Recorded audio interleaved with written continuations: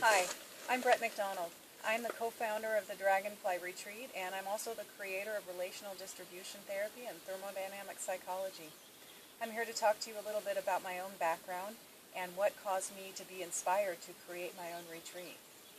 I have a master's degree in counseling psychology, and I did most of my master's work on eating disorders. So I have a lot of theoretical and education background on eating disorders. And I also suffered from an eating disorder myself, starting in my early teen years with anorexia. Then in my 20s I had exercise bulimia, where I became obsessed with exercise and also food. And then I also went into some anorexia when I was in my early 30s as well. And despite the extensive reading that I had done, despite my extensive education on the topic of eating disorders, none of the theories really actually resonated with me. There was nothing that really struck home and actually unlocked the key and the secret to why I had developed my own eating disorder. When I read about these theories, they sounded, logical on the surface. They sounded reasonable, and yet there wasn't anything about them that spoke to me, and it almost sounded as if they were talking about somebody else, but not really about my story. And so I started treating eating disorders and working with clients one-on-one. I was very frustrated with the way that eating disorders were treated, the way that the manuals explained how we should approach these illnesses. Particularly, there was such an emphasis on symptoms that I felt that I was not taking the time to understand my clients as people, as who they are. And I really felt that the key to recovery was in understanding who we are as people first.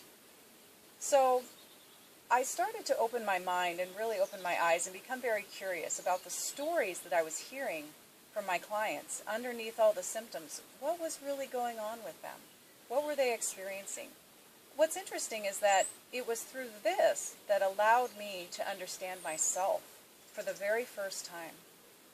What I discovered was the reason that I became sick was because I didn't attune to myself. I didn't understand myself. I didn't give myself permission to focus very clearly on my own needs, because I was so focused on being and doing what I thought other people needed me to be and do. I was enveloped in these roles, and yet the roles were never really genuine.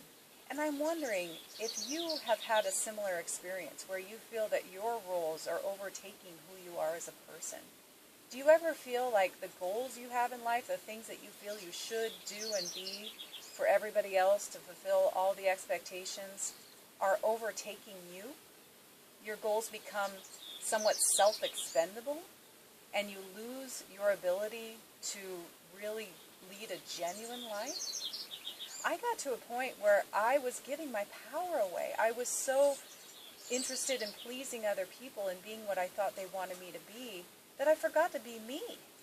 And I lost much of my life as a result of that. I mean, I was still alive, but I wasn't living my full, genuine existence. I didn't feel that I deserved to meet my own needs. I felt like I went through my life apologizing for my existence in a lot of ways, trying to take as little space as possible. And I'm wondering how many of you also feel this way, that you're sort of disappearing physically, emotionally, spiritually, in relationships. We start to disappear. The Dragonfly Retreat is a place where you can find yourself again, because we really want to understand who you are as a person. And it's through these gifts and through the theories that I've created with my clients, I saw that as a gift that I wanted to pass on to other people and help other people to find their way out of these illnesses in a meaningful, in something that can be sustained, something that really means something to people. Because this isn't just about your symptoms, this is about who you are as a person. And my belief is that we can't really fully resolve the symptoms of an eating disorder until we find ourselves. I guarantee you, your symptoms are the least important thing about you. But because when I didn't know who I was, my symptoms completely overtook me.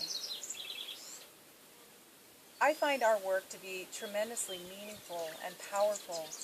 And not only was it a resolution to the clients that I had served, it was actually the pathway to my own resolution.